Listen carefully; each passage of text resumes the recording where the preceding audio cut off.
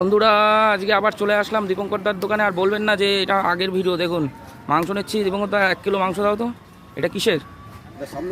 আচ্ছা আচ্ছা ঠিক আছে। দেখুন দীপঙ্করদার দোকানের মাংস ছাড়া আমি নিই না, আপনাদের আগেও বলেছি, আপনারা ভিডিও দেখেছেন।